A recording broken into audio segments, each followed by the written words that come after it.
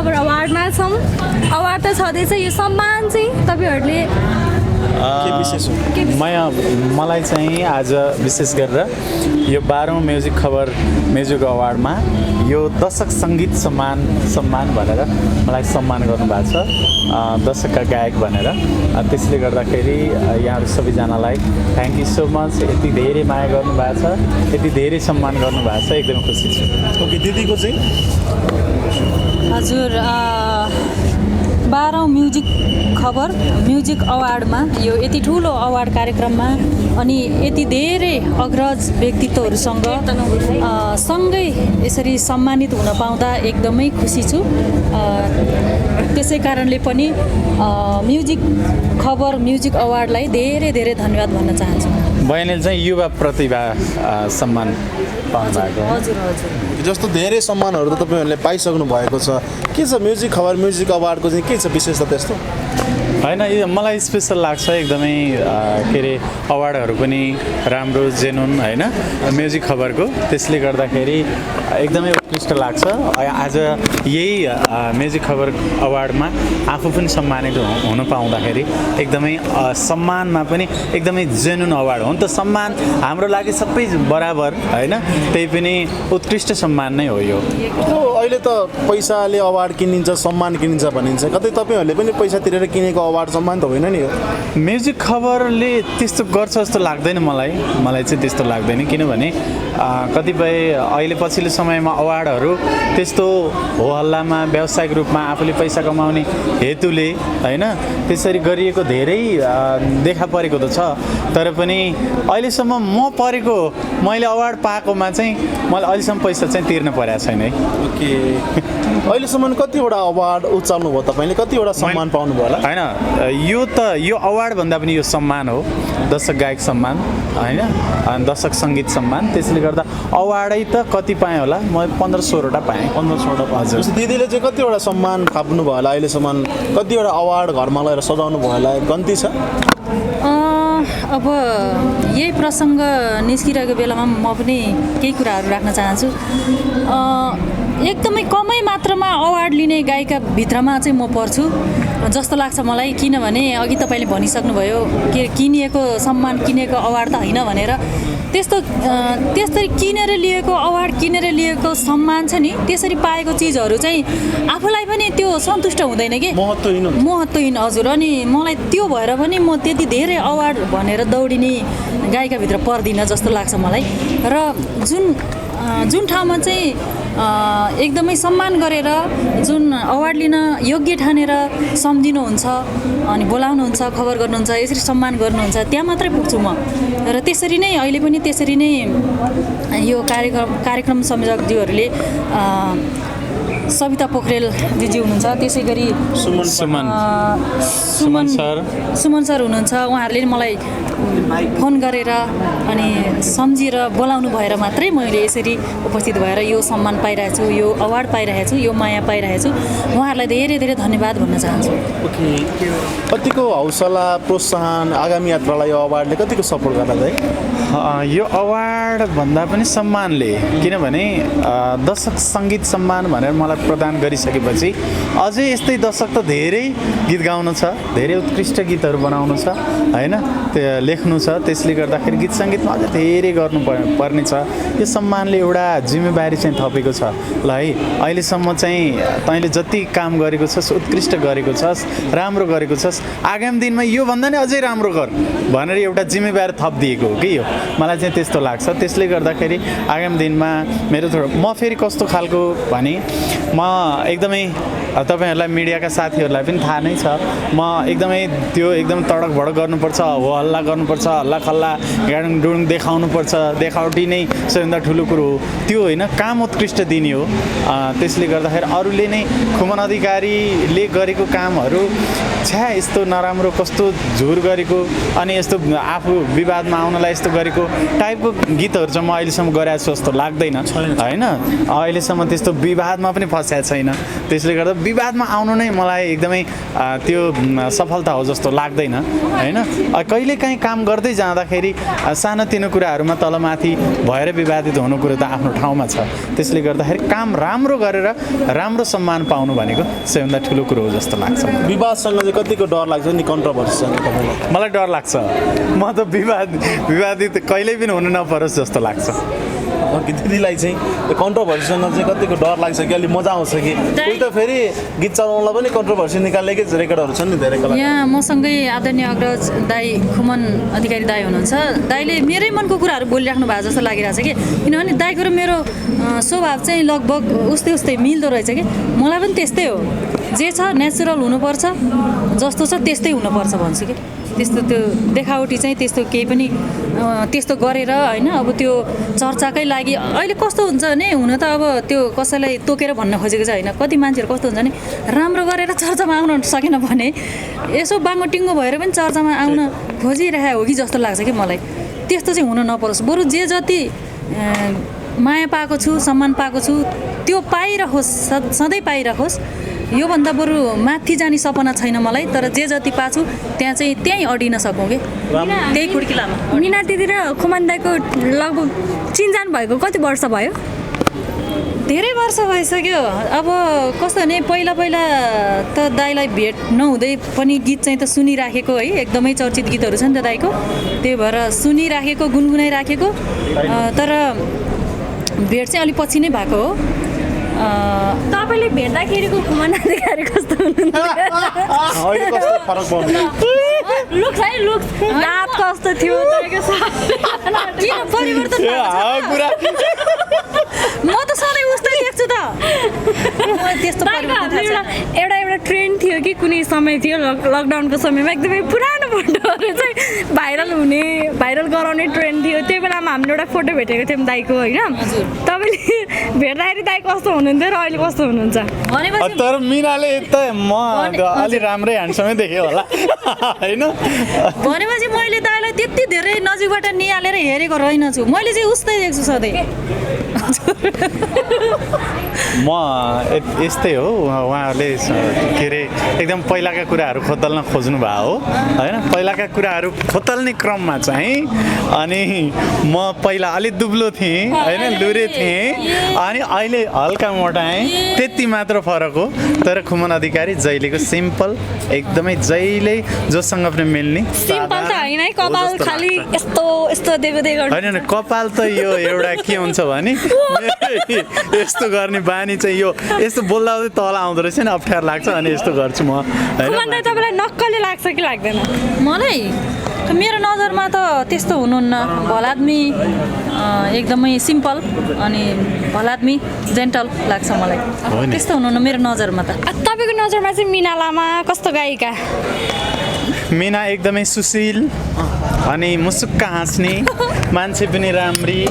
अनि मिनालाई एउटा मैले तीजको गीत, हाम्रो दुर्गा सरको तीजको गीत गाउनलाई फोन गरेको।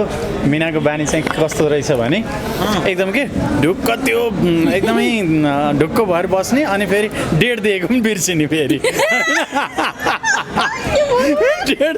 अनि मिनासँग टाइम लिएँ, नानी ल यो दिन भोकल छ है, ल आऊ यतिजना गायिकाहरूले गाउने भनेर टाइम लिइसकेपछि त्यसपछि त्यो दिन आउँदै आएन। अनि मिना कता हो? ए दाइ आज हो र, म त बिर्सेछु भुसुक्कै, के गर्ने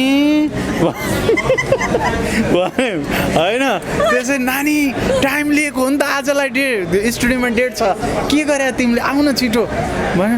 ए हो र, अहिले आउनु पर्यो दाइ, एउटा लाइभ दोहोरीमा टाइम दिएको थिएँ, के गर्ने?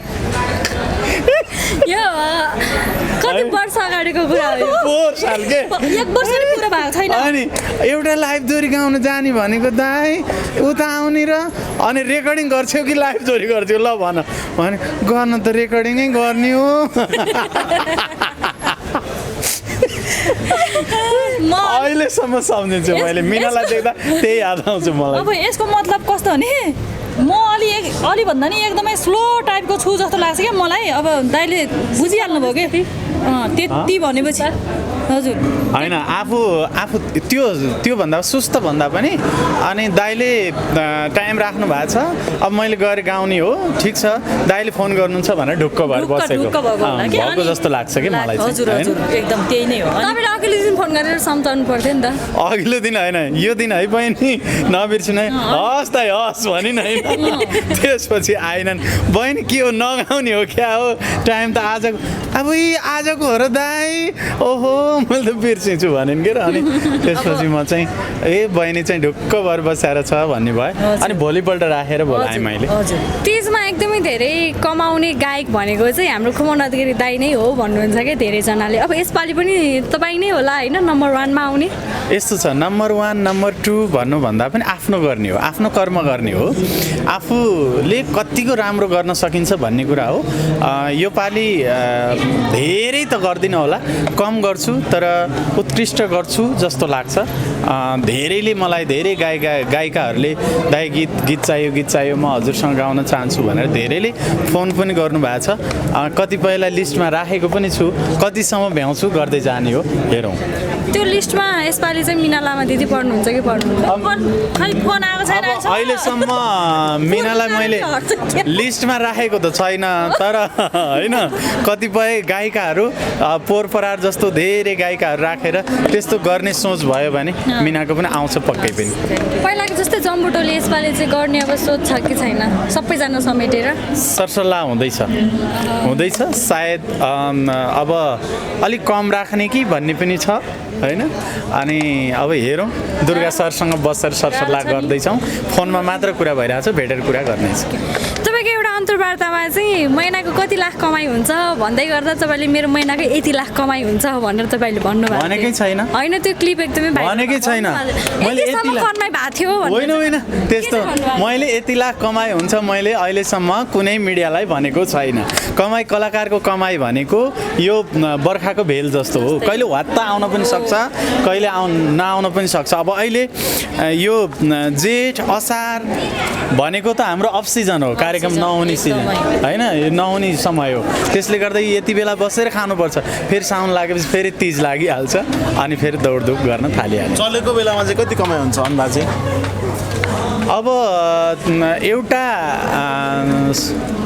जस्तो मेला महोत्सवको समयमा 30 दिनमा 25 दिन बिजी भएको समय चाहिँ छ अब यो बिजी भइराख्दाखेरि कहिले काहीँ घर गाडी गाडी रहर हुन्छन् होला खुमान दाइ चाहिँ अब कहिले किन्ने हो घर कहिले चढ्ने हो गाडीमा कि हामीलाई थाहा नभएको हो कि के हो यस्तो छ घर देखाउनै पर्छ गाडी सो नै गर्नुपर्छ भन्ने लाग्दैन आफू बसेको जहाँ उही घर आफूले जहाँ पैसा तिरिया छ त्यो घर अनि त्यसले गर्दाखेरि गर्दै जाने हो कर्म गर्दै जाँदाखेरि कहिले अब 3-4 वटा घर पो हुन्छन् कि होइन एउटै घरको मात्र आशा पनि नगरौँ ठिक छ ठुलो त्यस्तो एकदमै भयङ्करै सोचेको पनि छैन मैले ठिक छ आफ्नो जीविकोपार्जन राम्रोसँग मान्छेलाई मैले चाहिँ के भन्छु भने कतिपय गायिकाहरू अनि कतिपय मिडियाका साथीहरूले यो घर गाडी सोधिरहँदाखेरि आफू आत्मसन्तुष्ट हो सबैभन्दा ठुलो कुरा आत्मसन्तुष्ट आफू खुसी हुन सक्नु पर्यो कि आफूले थोरै कमाइमा पनि खुसी हुन सक्नु पर्यो सानो कुराले एकदमै टेन्सन मानेर त्यसपछि मुडअप भएर बस्न पनि भएन तर सबै कुरामा अनि वात त आज बेसरी कमाइ भयो भनेर बेसरी खुसी भएर 5 स्टार होटलतिर गएर खाने पिउने उडाउने त्यो टाइपको पनि होइन लिमिटमा आफू सन्तुष्ट भएर आफू जसरी खुसी भइन्छ त्यसरी नै अगाडि बढ्ने हो आफू राम्रो तरिकाबाट अगाडि बढ्नु पर्यो मेरो सोच चाहिँ त्यो हो हेर्दाखेरि कस्तो चिटिक्क परेर आउनु भएको छ कति टाइम लाग्छ म त मिना दिदी भन्दा पनि धेरै मेकअप गर्नुहुन्छ जस्तो लाग्यो ओहो यस्तो हो मलाई चाहिँ तपाईँहरूले एकदम पछिल्लो समय बढी ह्यान्डसम देखिरहनु भएको छ होइन त्यो लागेको होला तपाईँहरूको नजर राम्रो हो तर म चाहिँ भनिसकेँ अघि नै म जहिलेको सिम्पल एकदमै जहिले देख्दा पनि लाग्छ रेडी हुनलाई यहाँ आउनलाई कति टाइम लाग्यो यही कोट प्यान्ट त लाएँ त कोट प्यान्ट लाएँ अनि कोट प्यान्ट लाएँ यो चस्मा खोज्न एकछिन टाइम लाग्यो कता छ भनेर होइन घामले अलि हात दिन्छु त्यसले गर्दा चस्मा लाउनु चाहिँ मनपर्छ घाममा हिँड्दाखेरि कति हजारको चस्मा हो यो सस्तो हो त्यति साह्रो महँगो लाउँदैन यो सस्तो छ नभनौँ अहिले बाहिर बाहिरबाटै आएको चस्मा हो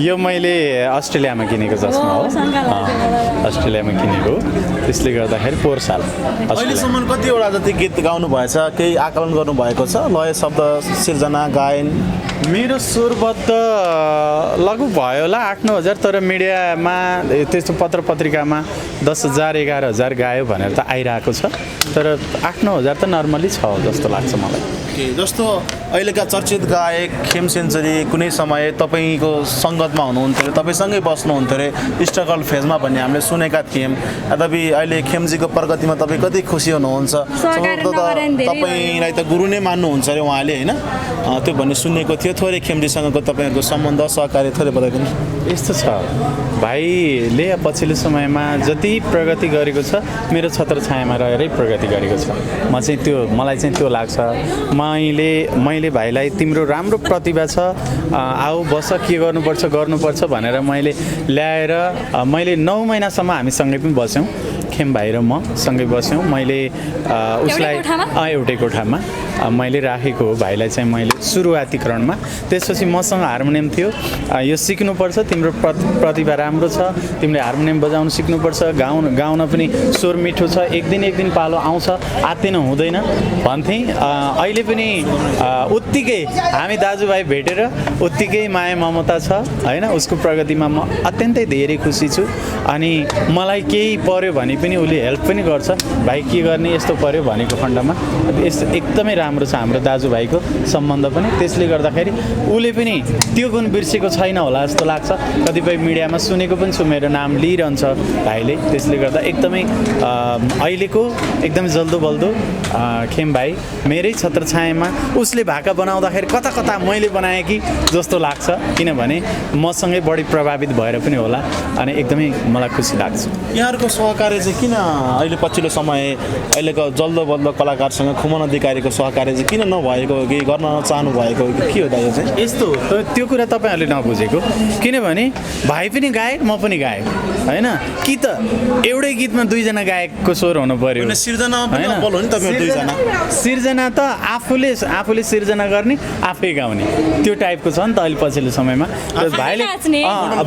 भाइले सिर्जना गर्नु भएको छ आफै गाइरहनु भएको छ होइन मैले सिर्जना गरिरहेको छु मैले गाइरहेको छु त्यसले गर्दा हामीले सहकार्य गर्नु पर्यो भने चाहिँ हामी सरसल्लाह गरेर गर्छौँ यो तिजमा केही सम्भावना छ हेरौँ अब गर्दै जाउँ कोसँग जोडिँदै जाने हो त्यो यसै भन्न चाहिँ सकिँदैन ओके जस्तो अहिले राष्ट्रिय लोकदोरी प्रतिष्ठानको अधिवेशनको मिति पनि तोकिएको छ होइन तपाईँ त अहिले उपाध्यक्षमा हुनुहुन्छ कता अध्यक्ष बन्दै हुनुहुन्छ अरे खुमन अधिकारी भन्ने चर्चा पनि चलेको छ के हो त यो सत्य कुरा आज सुनाउ न यो कतिपय कुराहरू मिडियामा एकदमै गाली खाने प्रश्नहरू नगरिदिनु होला होइन यो इन्टरभ्यू हेरेर कतिपयले गाली पनि गर्नु होला तर उपाध्यक्ष पछि आउने त अध्यक्ष नै हो होइन तर हाम्रो फेरि उपाध्यक्षहरूको पनि क्याटेगोरी अलिक धेरै छ त्यसले गर्दा अहिले झट्टै चाहिँ अध्यक्षको पालो नआउला तर उत्कृष्ट काम गर्दै जाम मेहनत गर्दै जाम अझै धेरै काम गर्नु छ संस्थामा पनि प्रतिष्ठानमा पनि त्यसले गर्दा आगामी दिनमा पक्कै पनि एक दिन न एक दिन त नेतृत्व ल्याउँला नि पालो आउला नि जस्तो त लागिरहेछ त्यो सम्भावना छ छिटोभन्दा छिटो तर अहिले चाहिँ होइन जस्तो साथीहरूले यहाँ एकदम दुईजना मायर गायिका हुनुहुन्छ ती तीन टुक्का भयो नि मिठो दोहोरी सुन्नुपर्छ भनेर रिक्वेस्ट गरिरहनु भएको छ आज यो खुसियाली पलमा दुवैजना सम्मानित भएको अवसरमा दाइकै भाकामा कुनै गीत सुनाउँ न के गाइदिउँ त मायाले भिरेको झुला मैले भेर्न होला कि नहोला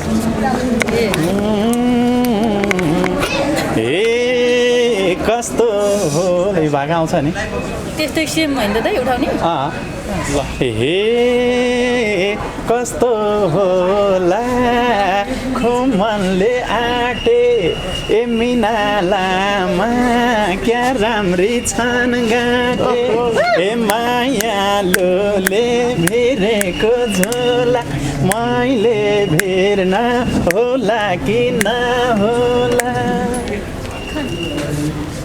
के अरे केटीको थिएको त्यही हो क्या हो त्यही हो भिरेको झोला भिर्नु होला कि नहोला झोला बोल्नु पर्दो रहेछ है जाम ल हे ओठ हे लौन आज कस्तो दिन आयो ल यस्तै हो त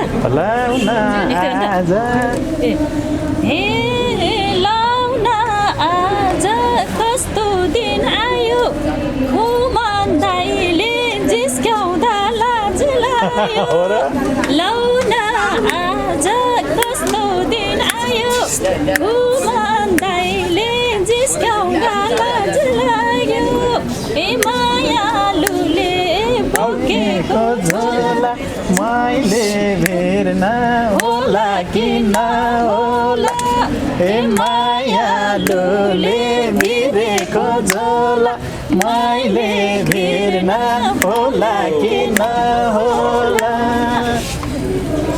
ओके अर्को गाउने सोचिरहेछु आफ्नै बन्दिन्थे यसो सोचिरहेछु आफ्नै बन्दिन्थे कुमार भए आई लभ यु भनिदिन्थे ए मायालुले भिरेको झोला मैले भेर्न होला कि नहोला अब एक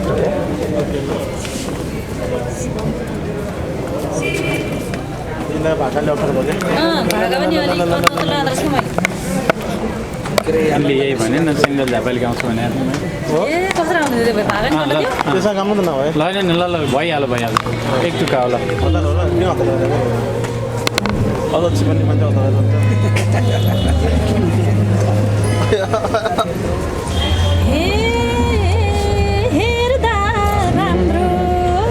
हेर्दा राम्रो ए सरी है ल भन साथीहरू पढ गरौँ पढ गरौँ हे हेर्दा राम्रो मिलेको चट्ट फेरि भन ए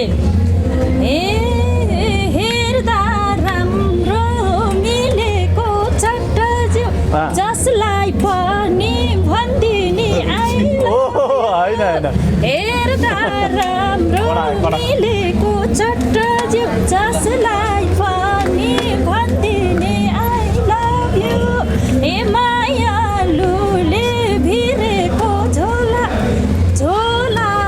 मैले भेट्न होला अट्ट ए मायालुले भिरेको झोला मैले भिर्न होला कि नहोला ओके मायालुले भिरेको झोला मैले भेर्न होला कि नहोला ल थ्याङ्क यू ओके फेरि पनि यहाँहरू दुवैजनालाई धेरै धेरै बधाई छ शुभकामना छ हस् thank you so much thank you तपाईँहरू सबैजनालाई धेरै धेरै धन्यवाद धेरै धेरै धन्यवाद थ्याङ्क यू